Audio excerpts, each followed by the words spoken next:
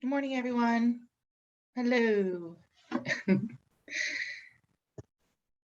See, 19 people here. That's a good start. Can you guys hear me okay? Yay, okay. Good morning, good morning. Hope everyone's doing okay. Happy Friday Eve. Yeah, so let's share this. Oops. I finished grading the exam. Sorry, there was like a few questions. Well, it didn't matter for you. There were a few questions that were blank, which many of you wrote to me about. So sorry for that confusion, but for those questions, everybody ended up just getting those given to them, obviously. If you can't respond, right, you don't get penalized for that. So everyone got those questions right. Another thing people wrote to me about was, so there were some questions that had said, select all apply, but you can only select one question, one answer. So I went through those. So you were right. That was a glitch on Canvas's end in that I guess the question was designed to have you select all that apply. But for all of those select all applies that did not work, there was only one correct answer. So it was more like the majority of the questions on the exam where there's only one answer, because of how usually for exams I try to make it so that there's mostly just questions with one answer. It's easier for me to grade. Yeah, so what I'd recommend is you, not right now, because right now we're going to talk about ferns, but today or tomorrow when you have a chance, pull up your exam, not right now. Look at your exam, go through it, and see if I've made any errors in grading, or if there's something you're confused about or anything like that. And if you think I've made an error, or you would like more clarification about why an answer is wrong, send me an email and we could talk about it, okay? In general, people did okay. So just to show you in a comparison here, this is the top, the green boxes represent your class, your grades for exam 1 uncurved. So that's what you see here. And you can see like most people got B's, right? Most people got B's. There's a few people who, you know, some people got A's, but okay, you know, like it's okay. It looks more like the bell curve type thing that people always talk about. For comparison, you can see the grades from last semester, last spring, which was fully virtual, including lab, where the majority of students got A's, right? And I didn't do a whole trend here, but for the last, 4 or 5 years of me teaching this course, usually it looks more like the bottom graph, right? Usually, most people get A's, then about same amount of people get B's and C's, and then very few people get D's and F's. That's usually how it goes. For whatever reason, this time most people are getting B's. So again, if you have confusion over your exam, please reach out to me. So what I ended up doing is I ended up curving the exam by 5% points. So if you go on to Canvas, you'll see your exam, and then you'll see another column that says lecture exam 1 grade, and that should indicate the 5% curve. So that's something else for you to look into, and let me know if you see any error there as well. I have not finished grading the documentary assignments yet. I probably won't get to that until next week. Let's see, anything else with this? I don't think so. But At least what I can say that I am really happy about, even though I wish more people were getting A's, obviously, but what I am very happy about is, if you look here last semester, in last spring, right? Like 4 people got D's, 5 people got F's on the first exam last time. At least less people are getting F's, and around maybe a few more people are getting D's, but some of that may have changed after the curve. All right, let's move on. So this is sort of correct because the last class we had was with the horsetails and the scouring rushes. But then you guys had the documentary assignment class. And then because your assignment 3 grades were so poopy, I gave you an entire lecture period to use to study, right? Which don't count on that happening. But I was so discouraged by those assignment 3 grades that I decided it was better use of my time and your time to have you guys do that study. But today we're going to talk finally about the fern, because let me just pull up real quick here. Let me pull up your syllabus. I want to just take a peek. Oops. Mute that phone. Yeah, I'm just going to take a peek at the syllabus real quick. So let's see. Next week we have classes. The following week you have spring break. That means that your lab exam is on Monday. Yep, Monday, then spring break. And then the 21st, you'll have ferns in the lab. Okay, good. That's what I thought, but I just wanted to double check. Hold on. Now I'm confused as to what I'm sharing and what I'm not sharing. Here, we'll go back to this. Yeah, okay. So this is good. We're in good shape because we're going to talk about ferns today. We'll talk about ferns next week. Obviously, next week you have your lab exam, and then you'll have a break. And then when you come back after the break, when you go to lab, you'll be able to look at the ferns. So that's why we're going to keep covering them now. Oh, so what are we going to talk about today? We'll talk about the diversity and morphology of ferns, which is one of my favorite plants. We'll talk about the evolution of a megaphyll, which I know, oh God, another word, but yeah, it's okay. Evolution of the megaphyll. Luckily, everything else we're going to talk about has megaphyll, right? Microphyll was only in your Lycopodium and Selaginella. Everything else we're going to look at has megaphyll. We'll talk about the alternation of generations in ferns, and we will talk about Sporophyte community by generation. Oh, one thing I should mention. Okay, back to this exam. One thing that was really frustrating, even for students who do very well in the class, was this, like almost everybody, except for a few, and thank goodness for those few, but almost everybody does not know what the heck a spore is and does not know what the heck a zygote is. So many people put that a spore grows into a sporophyte plant. And many people put that a zygote grows into a gametophyte plant. Let me ask you this. If a human being has a zygote growing inside of it, does that zygote grow into a sperm? Does that zygote grow into an egg? No. The zygote is the fusion of egg and sperm to make the whole new individual. Right. People writing in the chat box. Right. So, like, to say that the zygote in a plant grows into a gametophyte plant makes no logical sense. That's like saying that a zygote in a human grows into a sperm.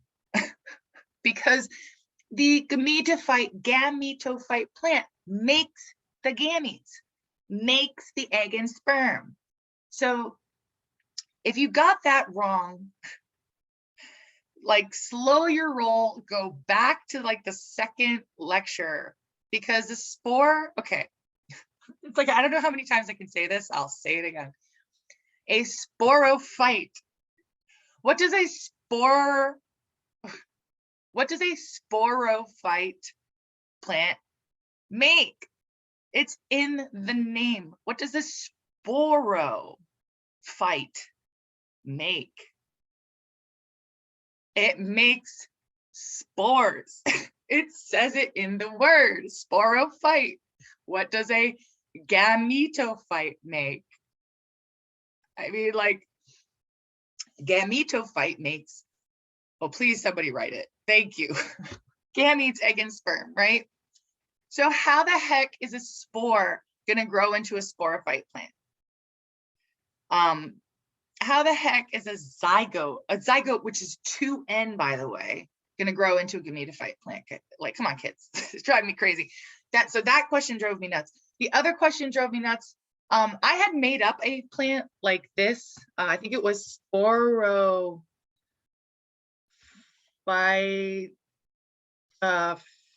or something like that. When I was like, oh, pick which phylum, such and such, and like I had an extra blank, so I was like, I don't know, Sporophyta, something like that. So many people picked this made up phylum. It's like not a real. It's not a real phylum. Yeah, really frustrating. Okay, yeah, but anyways, and the other place, so my advice to you is, there were a few questions at the end of the exam that were like, identify the phylum, right? And it would give you a little paragraph and you would have to decide which phylum that was. If you're getting those questions wrong, you're not spending enough time with the course material. Those should be no-brainers at this point, because there's so much information in each of those paragraphs that if you still don't know what phylum we're talking about, you have to spend more time with the class. If you don't know what a spore and a gametophyte, or sorry, a spore and a zygote are at this point, you really need to go back and spend more time. It makes me a little nervous because I know a lot of people in this course have aspirations to go to medical school, dental school, other types of schools. And like, if you don't know right now that a zygote grows, like if you don't know what a zygote is in the plants right now, I am like very concerned for our future doctors. Anyways, yeah, so, and the other place that people are having a problem with is meiosis and mitosis. So those are all from those earlier lectures. Although the exams are not cumulative, because that's always the question I get whenever we have an exam, like, are all the exams cumulative? Is the final cumulative? It's not, but the problem is that some of these things are unavoidable. And some of these things are the core course concepts. For example, plants becoming more advanced, the evolution of the history of plants. We can't get away from zygote. We can't get away from spores. Those are going to continue to stay, even though the class is not cumulative, right? We can't get away from meiosis and mitosis either. So if you're getting those types of questions wrong, you need to spend more time with the material, go back to those lectures, watch the recordings again, maybe. And also, nobody has written to me for office hours this entire semester, not even one person. I had one person to just have kind of a chit chat, but that person is doing very well in the course. So, but for all of you who are maybe not doing as well as you'd like to do, not one person has met with me for office hours. So I also encourage you to do that if there's places I can. Okay, enough scolding. Ferns, enough scolding. But yes, oh my God, the spores. All right, zygote.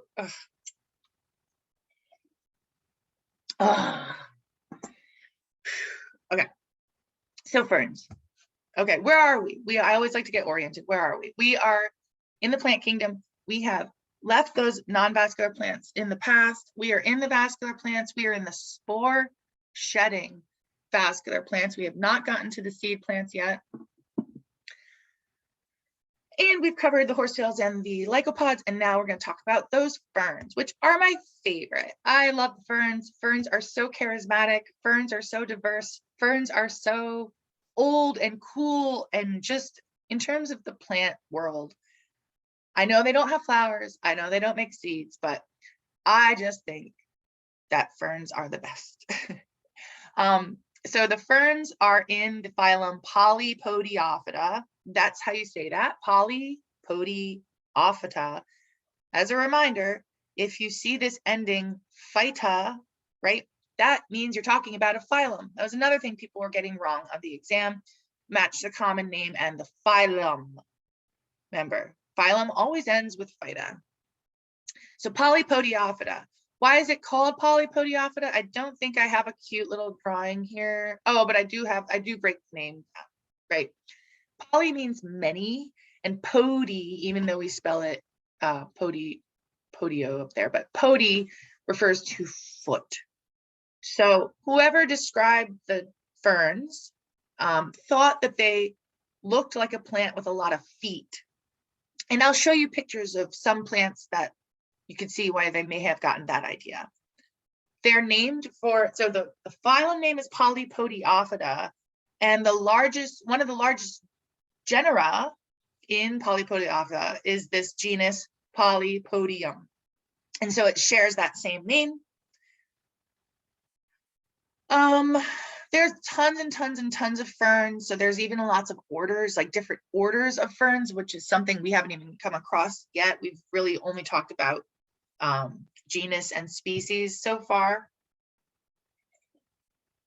But as we learn the ferns, we'll also come across a few different orders within the phylum Polypodiophyta. There's about 11,000-ish species known. But most importantly for you guys is that there's just tons of variation. They range in size, they range in different forms or habits. Habit means form, not to be confused with habitat, which is where it lives. So habit is a form.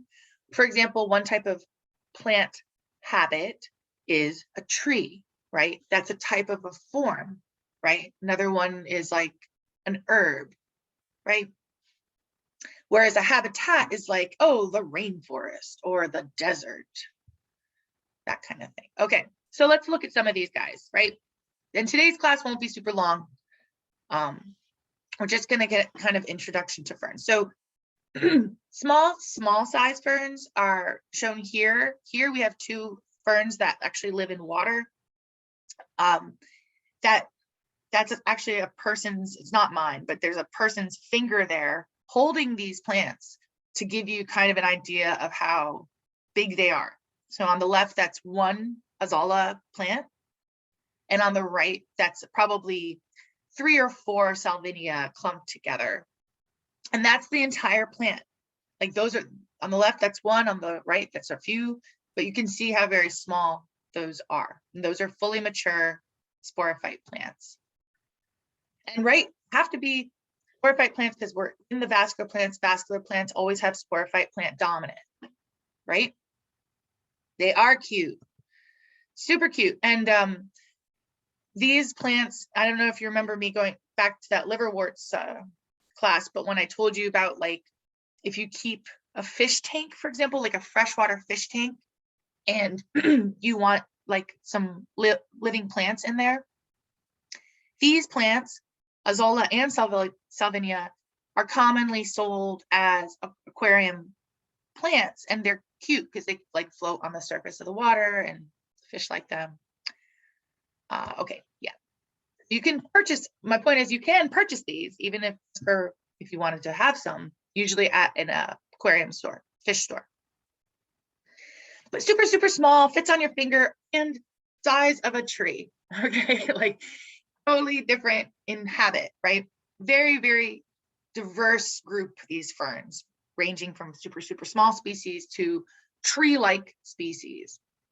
So this here is showing you, I think this is Dixonia, I'm pretty sure. It doesn't matter. The point is 60-foot tall fern. Looks like a tree. If you've ever been to the New York Botanical Garden up in the Bronx, and you've gone into that glass house, they have a bunch of tree ferns in there, and it's super cool to like walk around them.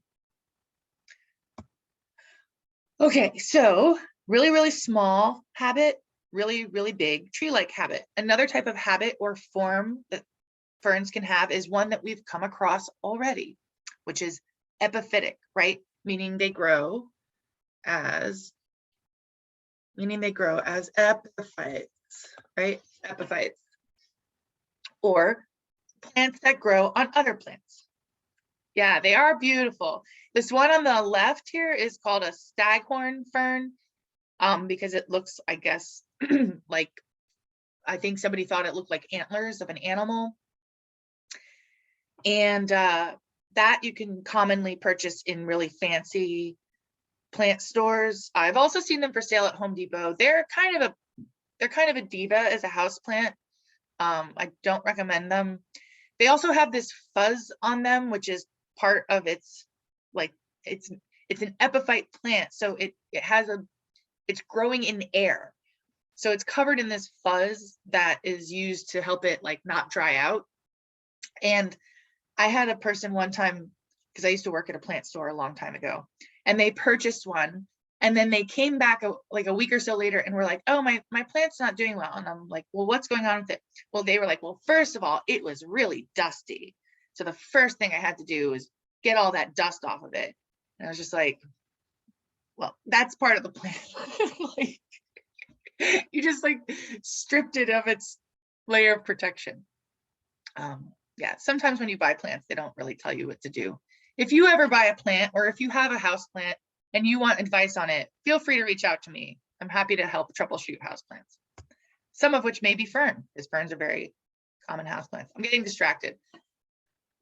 Habit, right? Form, super, super small. It's on your finger. Very big, grows like a tree. Epiphytic, grows as an epiphyte, growing on other plants. Aquatic, living in water, right? On the top right here is that azolla again that we saw that was on your finger. And on the bottom here is that salvinia, which was the other one we just saw on that person's finger. So living in the water. Super small herbs. This is probably, when you think of a fern, the habit or form that you're most familiar with, right? Walking around in Jersey woods, right? Walking around looking at the forest and the understory, there's like all this lush stuff in the summer, and that's the ferns. Also, if you've all purchased a houseplant that's a fern, it's usually in this shape.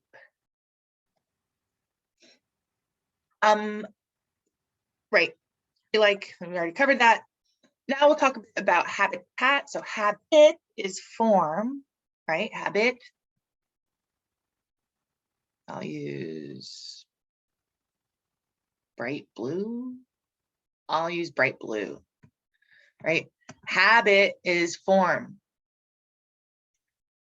whereas habitat is kind of like location, like the environment that it likes to live in is habitat. So many ferns live in tropical habitats. You can see here is those tree ferns again shown in the top picture. In those tropical environments, they have a lot of associations with different animals. There's some frogs that can only complete their life cycle via associations with ferns. There's also this example here of this bird that uses the tops of these tree ferns to make nests. They also can grow in temperate habitats. So temperate habitats are like those we experience in New York, New Jersey. So you can think of it being temperamental, right? That's how I think of it, in that you don't have, in the tropical environment, you know, the conditions stay pretty consistent, right? If you've ever been to the tropics, it's like warm. Most of the year you get a decent amount of rain, it's humid. And then there's like a shorter time during the year where maybe it's a bit drier, but it doesn't get like super cold, right? It's consistent. Whereas the temperate forest, temperate habitat, you go through 4 different seasons that are very different, right? Spring, summer, fall, winter. It's kind of temperamental. That's how I think of it. But temperate forest. Oh, and then look, there's this little cute deer that is eating eating these ferns. Maya, do you have a question, hun? No, I do not. I'm sorry. Oh, you're good. You're good. I just didn't want to.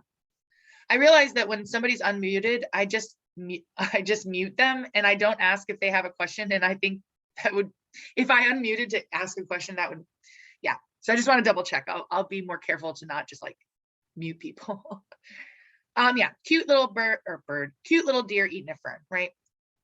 Eating a fern. All right. We know they're vascular plants. We know that the Sporophyte generation is going to be the dominant generation. So in all these pictures that we just looked at, those are the Sporophyte plants, right? Those are the Sporophyte plants. Sporophyte plants are the dominant generation because we're in the vascular plants. So we know it has true roots, true stems, and true leaves. We know that we are still in the spore shedding vascular plants. So we're going to be dealing with spores, and most species of fern are homosporous. So most sporophytes of the ferns are homosporous, meaning one type of spore, and therefore most species of ferns have gametophyte plants that are exosporic or grow outside of the spore wall. However, particularly the aquatic species are usually heterosporous. So the sporophytes of some ferns are heterosporous and therefore make two types of spores and therefore have gametophyte plants that grow inside the spore wall. Growth is by 1 acre per layer. I don't really care about that. All right, this is what I was saying before. Ferns are probably one of the most popular houseplants that you can buy. A lot of times they're sold as low light plants. A lot of times they're sold as easy to care for plants. And a lot of times both of those things are not correct because ferns are so very diverse. Ferns grow in so many places. And like a place like Home Depot, for example, they see a fern and they're kind of like, yep, must be a low light plant. Not always. So again, if you have a fern as a houseplant it's not doing well, reach out to me. But yes, very economically important as houseplants and also to some extent landscape plants. Perhaps not so much in our region, but if you go down to the south, for example, Florida, people use ferns a lot as part of their landscaping. We do here too, though, up in the north. All right, so remember this Polypodiophyta, right? Polypodiophyta, I'll write it in the chat box for anyone who came late. That is the phylum name of the ferns. And it means many feet, right? Poly means many and podi refers to feet. And this is kind of where this comes from. So whoever described ferns, I guess what color? I guess black on the left one. So ferns have lots and lots of rhizomes. Remember, rhizome is a horizontal stem that we came across first in the lycopods, right? Ferns have lots and lots of rhizomes, and a lot of times the rhizomes are fuzzy and kind of look a little bit maybe like rabbit's feet. I don't know if you ever had one of those around for luck, which I always thought was really weird. Like, why am I going to carry like part of an animal? But yeah, but maybe you've seen a rabbit's foot before. And so whoever described ferns, I'm drawing it here in black, thought that these rhizomes, these fuzzy rhizomes, looked like animal feet, right? Like maybe a rabbit's foot. And a lot of ferns have these fuzzy rhizomes. And so that's where I think the word Polypodiophyta comes from. Although not all of the rhizomes are fuzzy, you can see an example here on the right of a less fuzzy one. Tons and tons and tons and tons and tons of diversity. In particular, not just the different sizes and places they live, but also in leaf form. So this is just a few examples below of different types of fern leaves. Some may look more ferny to you, right? Like maybe this looks kind of ferny. Maybe this looks kind of ferny to you. Some maybe look a little less like a fern. For example, like this doesn't look super ferny. This doesn't look super ferny, but lots and lots of diversity in shape and size of leaves. And all leaves in the ferns are megaphylls. It's a new word today, megaphylls.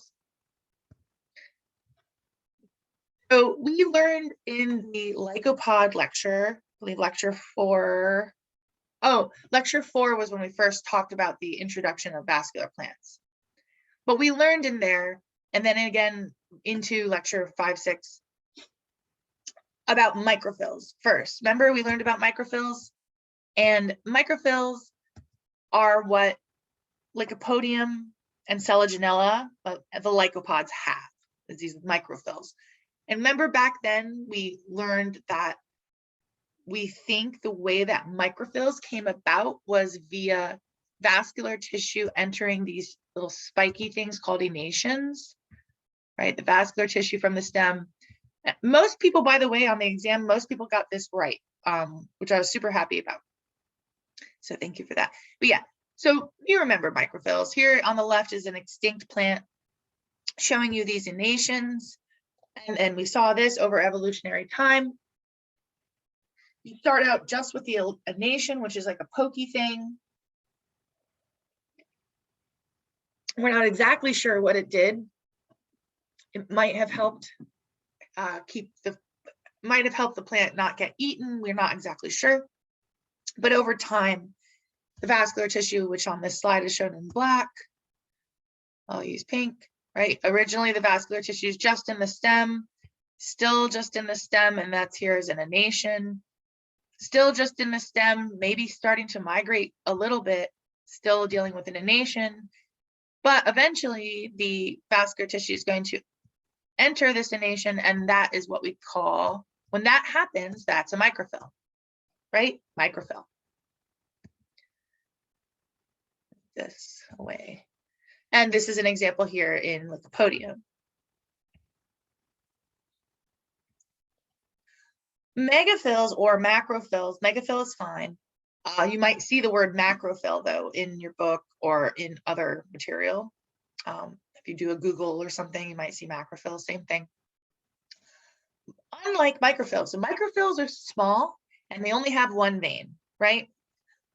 Unlike microphylls, megaphylls have many veins per leaf and are larger, usually a lot larger than microphylls. There was the exception, I don't know if we remember way back in the horsetails, that technically the leaves and horsetails were also megaphylls.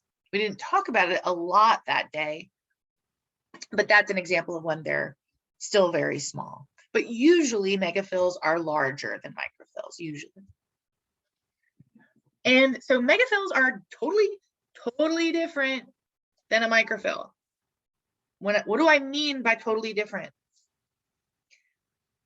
Microphylls evolved from enations. That's the story of microphylls. Like, how did we get microphylls? Well, we think they came from enations. Megaphylls, totally different structure, have a totally different evolutionary history.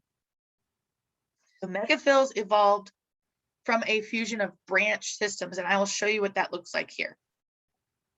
So the steps of that are, the steps of this fusion are overtopping, then planation, and then webbing. Overtopping, planation, and webbing. So to kind of see how this works, so remember when we talked about those earliest vascular plants, we had all of this very simple branching pattern, right? The equal dichotomy, right, of the, grow and split, right? And then this would grow and split equally, right? Very simple. Later though, we have unequal dichotomy. And what would happen with that is that if you're splitting and growing unequally, you might have some parts of your stem that kind of get a little bit, that grow a little faster than other parts of your stem. And that's called overtopping. So I don't think no. Yeah, that's called overtopping. So for example, this area here is growing faster than this area here, which is just kind of splitting, right? So it's getting above, it's like above this one here. And that's overtopping. So it's overtopping it. Then these other, so the next step is that, and this is what we're going through now, is this evolution of the megaphyll. The next step is that these more aggressive branches that were overtopping the other ones, those are going to kind of just stay stem-like. But these other branches here, which is on this slide says lateral branches, are going to kind of flatten out. So you're going basically from, I don't know if you could see here, I will clear this and move this. I'll stop sharing for 1 sec. So you can just see me. I think you can just see me. Let's make me big. There. Hopefully you can see me. But basically, like, you can think of the planation part as like the lateral. So you have here's two branches, right?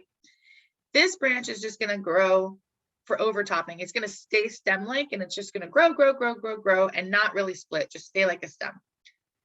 This one, on the other hand, is going to stay a little shorter, and it's going to have these lateral branches like this. Initially, the lateral branches are kind of three-dimensional like this, like how my hand is right now. Over time, though, you'll have planation in that those branches will kind of flatten out like a plane, on a single plane. So from like this to like this, right? That's planation, and that's what this is trying to show you here. Yep, planation. And then eventually, as those lateral branches flatten out, different tissue will grow in between those lateral branches that are flattened now in what we call webbing.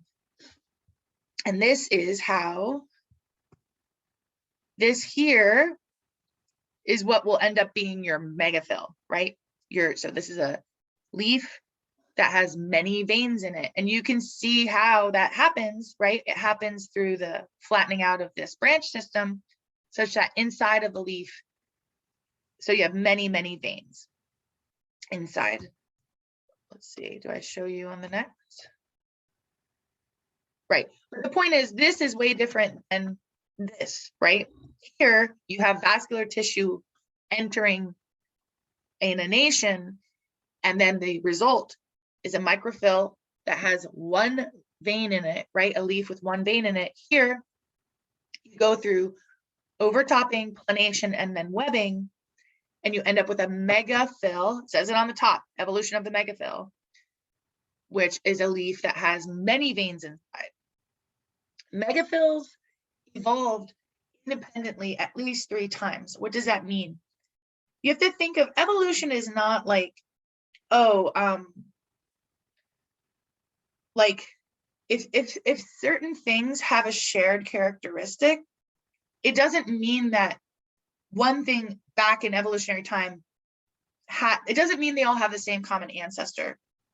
Sometimes these structures come about on their own independently over evolutionary time. So for example, what I'm trying to say, not very well,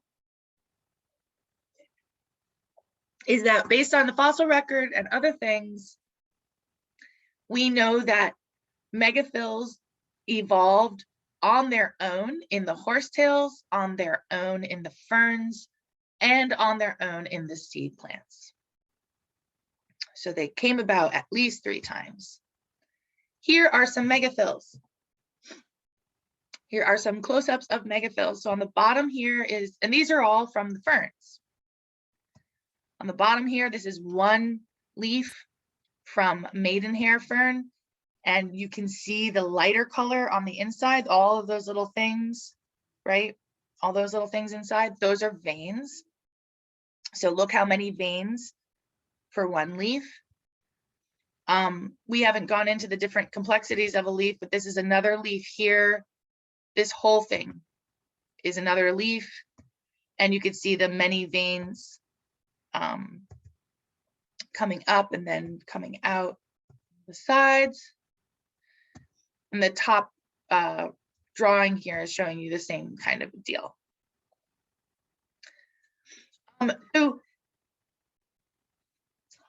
So if you were to look at a cross-section of a stem from a plant that had a microphyll and a cross-section of a stem from a plant that had a megaphyll,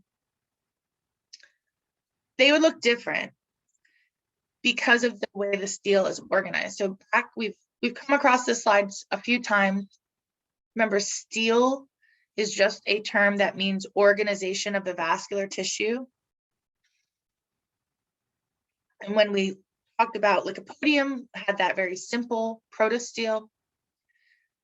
When we encountered Selaginella, we have this siphonostele with no leaf gaps. This was also fun, like interesting. So in the exam, I asked you to compare the strobili of Lycopodium and Selaginella. And people wrote to me about siphonostele with no leaf gaps and other things about the stele. But that has nothing to do with the strobili. I mean, yes, that's true. It's kind of like if I'm like, what's the difference between cheese pizza and pepperoni pizza? And you're like, well, Alfredo pasta has cream sauce and pesto has basil in it. And I'm kind of like, well, yeah, that is true, but that's not what I'm asking you. Anyways, so we learned that Lycopodium has that basic protostele, which is a solid tube. I'm not going to draw it again today, but if you want, go back to that, I think lecture 4, where I draw out each of these. Selaginella has siphonostele with no leaf gaps. Why no leaf gaps? Because it has microphylls. Let's use blue, right? No leaf gaps, right? Because it has microphylls. Equisetum was weird. It had the eustele-like siphonostele, right? It had that. It had this kind of combination of a pattern where you had the rod structure, the vascular tissue in the rod structure, like in the eustele, but the rods were arranged in a ring. It's kind of like that little combo. But when we get to the fern, most ferns have a siphonostele with leaf gaps, right? With leaf gaps. And the reason why is because most ferns have megaphylls. You can see the top of the slide says evolution of the megaphyll, leaf traces and leaf gaps. So once the megaphylls come about, if you were to do a cross section through a stem, and you'll see this in the lab, they look different because those plants have megaphylls. Although do note that some of the more primitive ferns do have kind of a more advanced protostele, but for most ferns, they have this siphonostele with leaf gaps. Here's what I'm talking about if you were to look at it under the microscope. So here is our good friend Lycopodium, right? Which has microphylls, right? Doesn't this picture here look a lot like that evolution to the microphyll a few slides ago, right? Vascular tissue entered in a nation so that you have a small leaf with one vein. If you were to do a cross section through a Lycopodium and look at it under the microscope slide, this is what it should look like. You would see a protostele with a microphyll. So here's that protostele, which is that solid column of vascular tissue. And then you would see this little rando dot on the side, which is showing you the microphyll. See, like you can think of it more like this, right? If you do a cross section through that. Here is that solid tube, right, of the protostele. And then that rando dot would be this thing, right? If you were to do a cross section right through there. So that's protostele with a microphyll, right? Once you get to something with a megaphyll, though, like a fern, it's going to look different because they have a siphonostyl with leaf gaps and leaf traces. So remember, siphonostyl, if you don't remember, you can go back. What does a siphonostyl look like? A ring, right? A ring. If you do a cross section through the ring, though, so you're like, that doesn't look like a ring, right? The ring is like this, right? But we're looking at a longitudinal section. If you were to do a cross section through a plant with a megaphyll, for example, a fern, you would see that siphonostyl with the leaf gap of the megaphyll. So here is the cross section. Here is part of that ring. And then this thing here is the leaf emerging off the megaphyll. Yes, Ajala, you have a question? And is it Ayala or Ajala? Oh. Hello? Okay.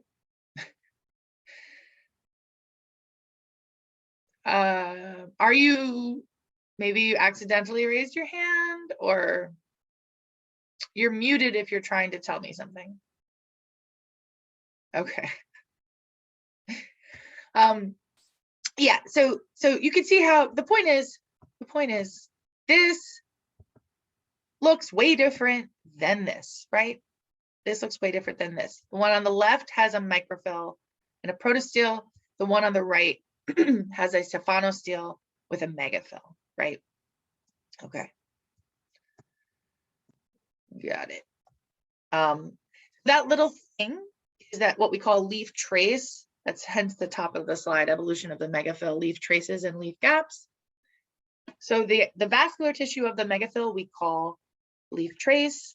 Here is a real microscope slide showing you the same thing. I guess orange is still good. I'll use yellow so it pops a bit more, right? So this one, you could see very clearly the siphonostyl part, right? That's the, oops, gosh, harder than it looks, right? That's this thing, right?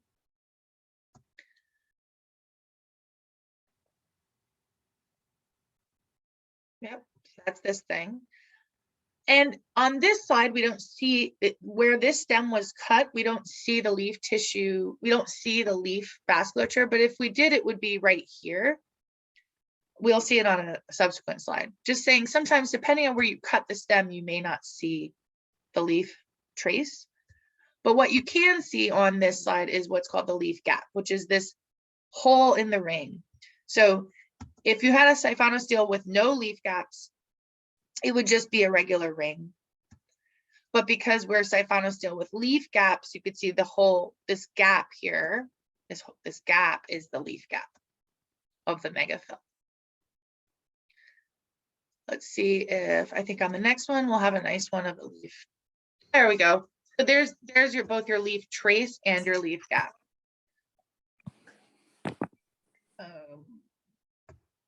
Oops. Let's see, leaf trace.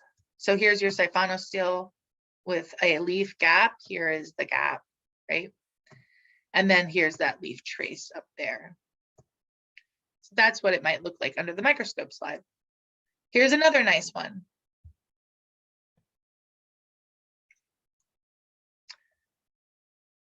Yep. So siphonostyl, leaf trace, leaf gap. Okay. Characteristics of that megaphyll evolution. Okay, take a nice look at ferns. Here are some ferns growing in the forest. Ah, pretty nice. Ah. Oh, soon it'll be spring and then things will start to emerge again. It's actually a really good time of year to see ferns because they're one of the first things to emerge once it starts to get warm. Let's talk a little bit about parts of a fern. So we'll start with the sporophyte generation. So things that we're used to, you know, you have leaves, stems, and roots. In ferns, the leaves are called fronds. So either word is correct, leaf or frond. But sometimes you'll see the word frond, just means leaf. And most ferns, so there's a lot of, go back, you saw that diversity slide of the fern leaves, but most ferns have these parts. Sorry, most fern leaves have these parts, blade or lamina, same thing, rachis and petiole. So on this leaf, for example, I'll do it on this one here, this one there. So the petiole is the stem, the part below the green part. It's called the petiole. That's this. The rachis is the part of the stem that goes through the green part, rachis. And the blade or lamina is the green part. The green part. This is also detailed very much in your book. Yeah, so leaf parts. Before we go on, just to let you know, there's a ton of diversity in the leaves, and there's a lot of variation in what they look like. Hence this variation of the frond. So here's a bunch of leaves. And some of this might be familiar from maybe like elementary school, or I don't know if they still teach this, but there's different types of leaves. So you can have a simple leaf or you can have compound leaves. The way I remember it is simple leaf has, if you were to play with a leaf, right? Like, because that's what you do. If you were to play with a leaf and you were holding the stem or the petiole, right? Petiole. If you were to be holding the petiole of a leaf and you were playing with it, if it was a simple leaf, you would only have one thing, one thing above it. So here you go. Oh, here's the petiole, right? And if you were holding that petiole and going like, yay, a leaf, woohoo, right? There's only one thing above that petiole, right? One thing. That's the simple leaf. But then if you have a compound leaf, if you're holding the petiole, here's the petiole of that one, here's the petiole of that one, here's the petiole of that one. There's many things above the petiole, right? This thing has 1, 2, 3 things above it. This has whatever, 2, 4, 6, 8, 10, 12, 14, 15 things above it. This thing has way more things above it, right? So these are all compound leaves. Why I'm showing this to you is because you should be aware that when you're looking at stuff, like this, if I said to you, this is a leaf, you would be like, yes, that is a leaf. I get it. But if I showed you one of these things and said, hey, this here, this is one leaf, you'd be like, no, this is 15 leaves, right? There's a leaf, there's a leaf. So I'm just trying to show you that there are compound leaves that have many different parts. If it looks kind of hand-shaped, so like a petiole with things coming out like this, we call it palmately compound. If it looks like this, more like a feather, we call it pinnately compound. You can have different degrees of compoundness, right? So in this example, this is 1 times pinnately compound because you have just one division. So here's that, here's the petiole, right? Here's the rachis, right? But there's only one level of division, right? This, just the one level. When you're like, I don't know what she means by division. You'll see when I go on to the 2 times pinnately compound maybe, but just only one type of division. whereas 2 times pinnately compound, which is this, has 2 levels of division. Here's the stem, here's the petiole, here's the rachis. Wait. Here's the rachis. All right, well, that wasn't much better. And then you have 2 levels of division, right? You have this whole thing, and then on that thing, you have littler things, right? Littler things. 2 levels of division.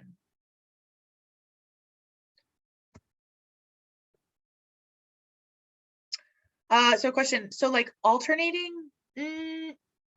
No, I'm not trying to really show you, like, it doesn't really have to do with if they're like across from each other or alternating like that. It's more about the level of complexity. So like, this is the least complex, right? This is simple because it's just, oh, okay, good. Sorry, Rachel. Yeah, it's about the level of complexity. So this is super simple, simple leaf, one thing above the petiole. Compound leaves have multiple things above the petiole. If you have a palm-shaped one, we call it palmately compound. If it looks like a feather, pinnately compound. The one on the left here has 1 time pinnately compound. The one on the right here has 2 times pinnately compound. And you could have 10 times pinnately compound, right? This is here showing you 3 times pinnately compound, 3 levels of division, right? I'll use yellow. No, I'll use red. So 3 levels of division. The first level is this whole thing, right? There's the stem right there, whole thing. The second level of division is the littler thing. And then on that littler thing is littler things yet, right? Even littler things. 3 levels of division. Just because you'll see it in the lab, when you have compound leaves, the things on the compound leaves can be called leaflets, right? This palmately compound leaf has 3 leaflets on it. But in the ferns, it's more correct to call them pinna and pinnules. So on the 1 times pinnately compound leaf, we have lots of pinna, right? This is, oh, red's bad color, right? This is 1 pinna. On the 2 times pinnately compound leaf, you have first division is still called a pinna. And the littler things on it are called pinnules. So this is, in the blue circle is 1 pinna with, I don't know, 12, 14 pinnules on it, something like that. When you get to those higher levels, like 3 times pinnately compound, 5 times pinnately compound, we don't name all the little things in between. The first division is still called a pinna, and the smallest thing is still called a pinnule, right? So like this little thing is a pinnule, this is a pinnule. And all the other divisions in between, we just call it a sub. So in 3 times pinnately, you'll have a pinna, and then a sub pinna, and then finally a pinnule. If you had 5 times pinnately compound, you'd have pinna, sub pinna, sub pinna, sub, like, it doesn't matter. Even plant people are like, we don't care. We just care about the pinna, and we care about the pinnule. Because some things can be like 10 times pinnately compound. All right, enough about that. This is what I was saying. This time of year is a great time to go look at ferns, because ferns are one of the first plants to emerge once it gets warm and show up in the spring. And one thing that's super cool about ferns is the new fronds, aka leaves, right? The new leaves. Fronds, aka leaves, always, always, always, and it's rare that I say always in this class, always emerge as a fiddlehead, aka crozier. You might see the word crozier in lab, same thing. New leaves always emerge as a fiddlehead. Ferns, write this down, make a note of it, put a star in it. like mark it somehow. Ferns are the only plants that have fiddleheads. No other plant on earth that we know of makes fiddleheads. So they're the only plants that make a fiddlehead. So for example, if I was to ask you a question, how would you know for sure that you're looking at a fern, or what is one characteristic that only ferns have and no other plants have, right? Fiddleheads, it's a unique characteristic of the ferns. Here is what they look like. So on the left here, these are new leaves emerging. And you can see, I guess, red's not so hot. I guess yellow. You can see as it emerges, it's kind of in this coiled pattern, right? Here's a few more fiddlehead coming up, very maybe noticeable here. And within the next few weeks or so, if you were to walk around in the woods, you would actually see these fiddleheads emerging from the ground. And they are very cute and cool. And it is kind of like a fantasy plant, like we said in the chat. I mean, it's basically like, there's some very Avatar vibe to it when it emerges like this. In addition to that, you can eat a lot of them. Don't eat ones that you just randomly see, but you can. The fiddleheads of many ferns are edible, and actually sometimes within the next, I don't know, month or so, you might see them showing up at farmers markets and maybe your fancier grocery stores, or even your not so fancy bodega kind of grocery stores too. Like in my old neighborhood in Bushwick, Bed-Stuy area of Brooklyn, a lot of cool, like they would have unique things like this at the corner fruit market sometimes for cheap. Yeah. Yes. All right, so here are some photos of fiddleheads emerging. So this is, it's hard to see, but the fiddleheads are right in the middle, kind of emerging out of this log. There's some more fiddleheads emerging out of this kind of wetter area of the forest. Looks different, looks like something you don't normally see. And later today, I'll post some YouTube videos that show you like the fiddleheads emerging in real time, kind of give you an idea. But basically, eventually they open up all the way and it looks like your regular fern leaf. How are we doing here? Okay. So ferns have spores, right? They're spore shedding plants. And the sporangia in ferns are located on the bottom side of leaves. Remember, I don't know if you remember this from before, but the abaxial, so like the B is the bottom, abaxial. Oh, I cut out, sorry. Not sure where I cut out, but I was just saying that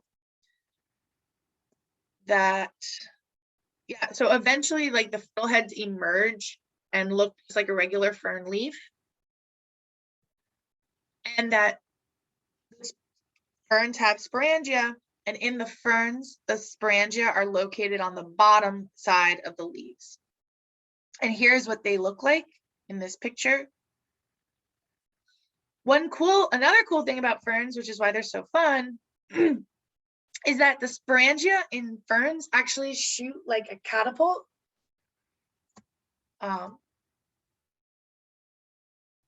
Like a catapult. And so they like, here's the sporangia, and inside of sporangia is spores, and there's these special cells that like let the sporangia kind of like open up like this and then shoot the spores out. Yeah, they're launched out like a catapult. Actually, I can show you. Where is it? Yeah, okay. I'll show you a quick video of it. Yeah, this is another unique, so fiddleheads are unique to ferns. Another thing that are unique to ferns are these sporangia that shoot the spores out like a catapult. And you can see here, it's these annulus cells.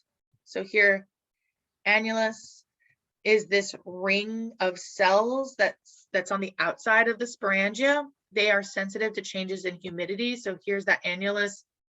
Humidity has changed. It's caused the cells of the annulus to kind of retract. And then eventually they will throw the spores out, and you can see in this one, there's no spores inside anymore. So remember, these sporangia are located on the bottom of leaves, or the abaxial side of the leaves. And the sporangia are arranged in clusters, which in the ferns, those clusters are called sori, or the singular is sorus. So I'll use white. So on the left here is the underside of one fern leaf, and you can see these yellow clusters. So each of these yellow circles is a sorus. I just drew 3 square shaped stuff around 3 sori, right? Sori, the plural. And in each sorus, right, is a cluster of sporangia. So if you were to zoom in here, each of these little yellow dots inside, each of these, 1, 2, 3, 4, whatever, lots of little yellow dots, are sporangia.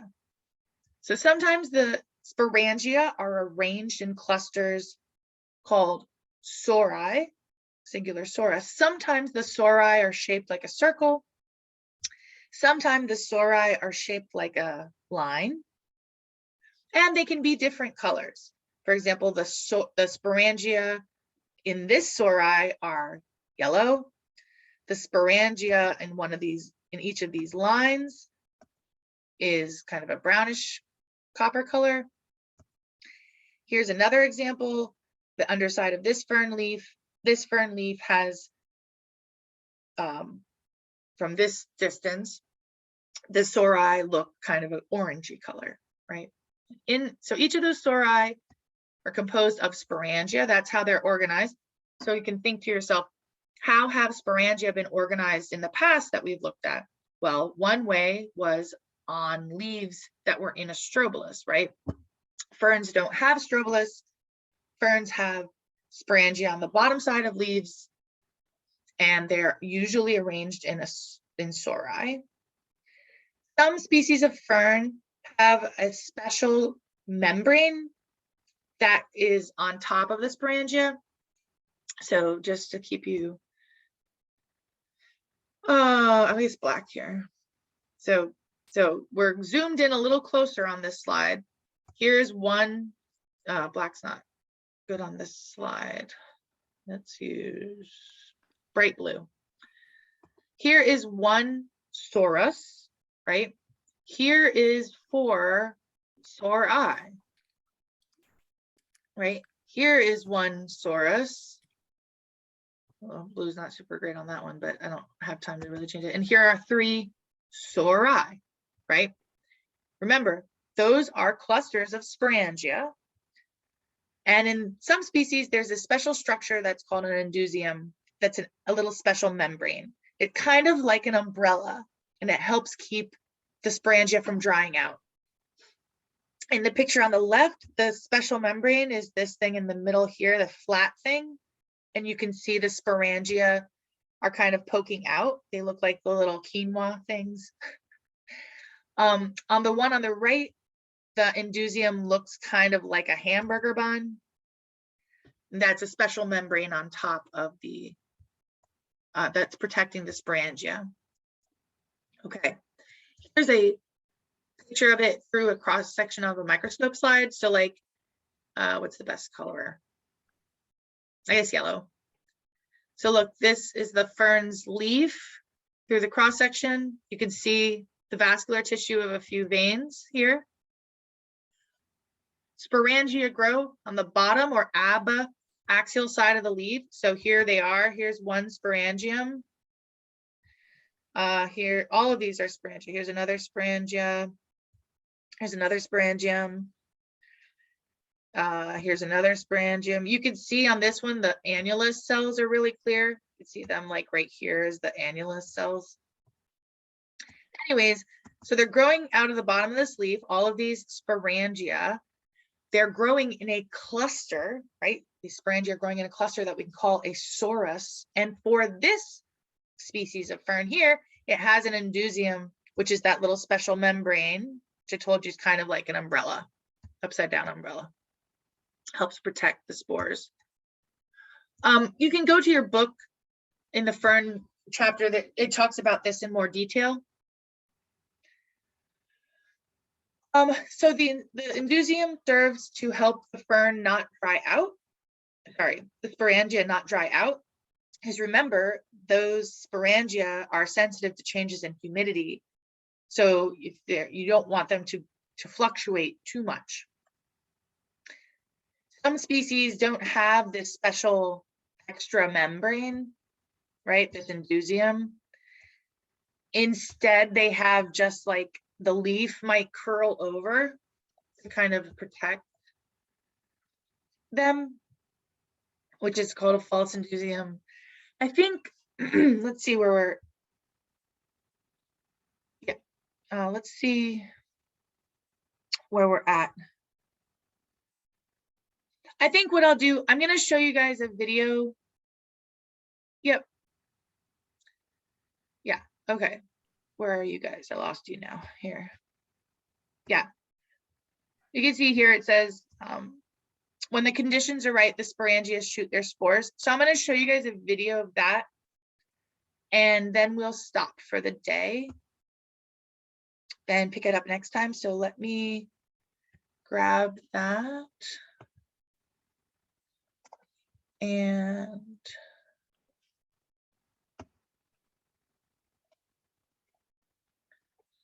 pull this up real quick. Okay, pause.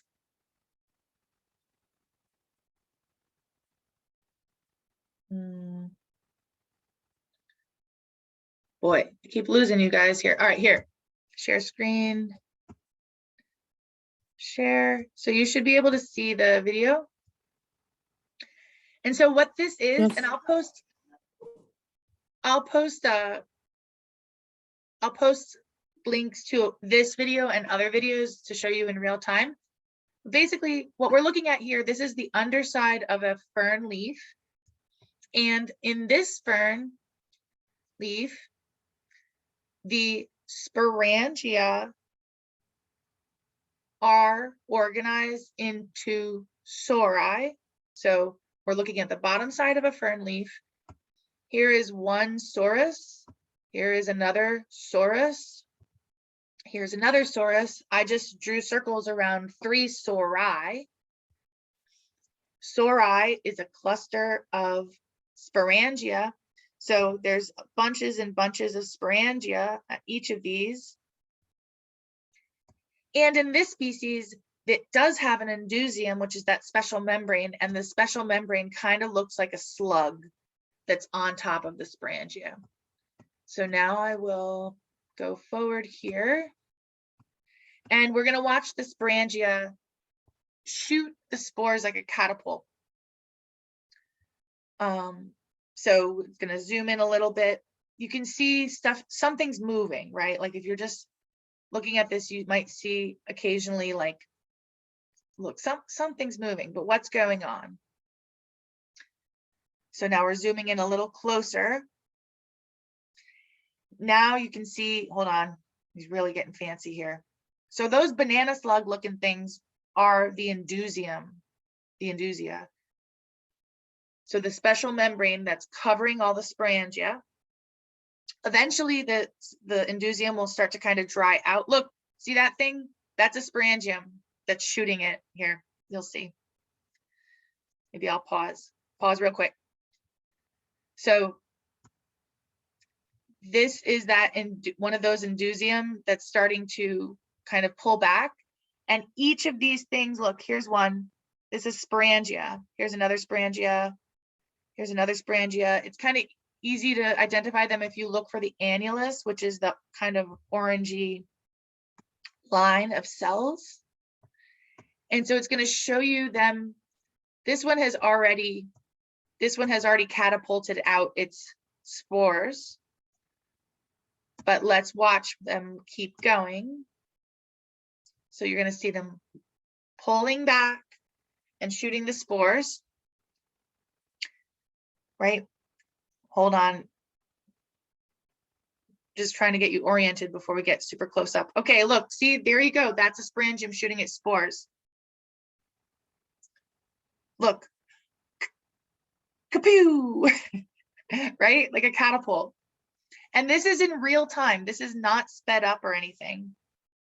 This is happening in real time via changes in humidity that causes the sporangia to pull back and then shoot out the spores. Here's one starting to pull back. There's the spores inside. Ooh, shoot them out. Shoot them out. Happening in real time. There's another one starting to open. Shoot out the spores. Yep. So I'll post the video links to this so you guys can watch even more.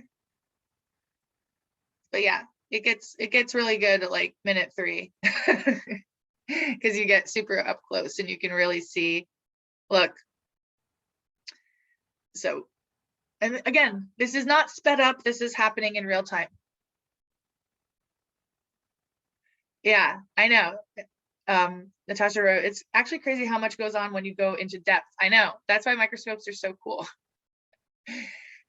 Yeah, so I'll post videos to this you guys can watch, but yeah, so what 2 things that we talked about today that are unique to the ferns are fiddlehead and the fact that the sporangia shoot their spores like a catapult.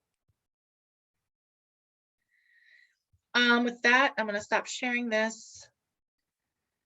With that, we can end for the day. Like I said at the top of the class, if you came in late, you know, the exams were okay. Most of you got A's and B's, then other people got C's and a few people got D's and F's. They are graded now. I curbed them 5%. You should be able to see your answers and the correct answers on your exam. Go through it. If there's any questions or you think I marked something wrong that isn't wrong, please reach out to me on email. And yeah, yeah, I'll see you guys next week. Happy weekend tomorrow. Well, after tomorrow. Good luck on your lab exam on Monday.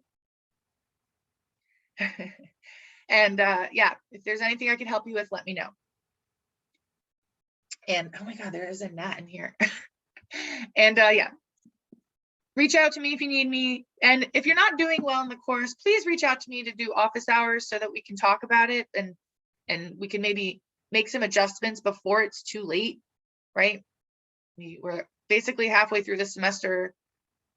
Yeah, so if you didn't do well on the exam and you have not been doing well on the assignments, like maybe schedule office hours with me so we could talk about it. All right, guys, see you.